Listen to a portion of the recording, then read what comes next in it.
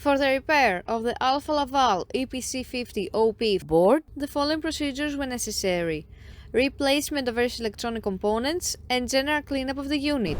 For testing, we add a 24-volt DC power supply. As soon as we turn it on, the unit reacts and the screen lights up.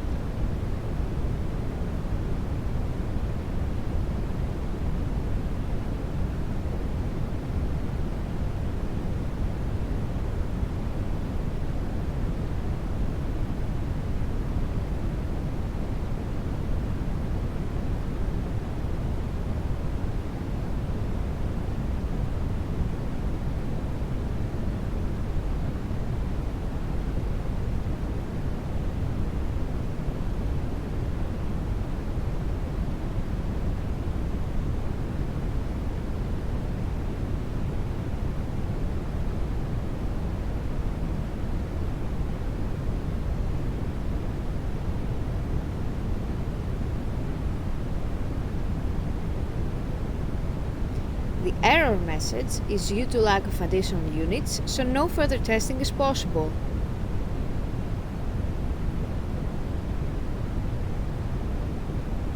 It is now clear that the board is working successfully and is ready to be delivered to the customer.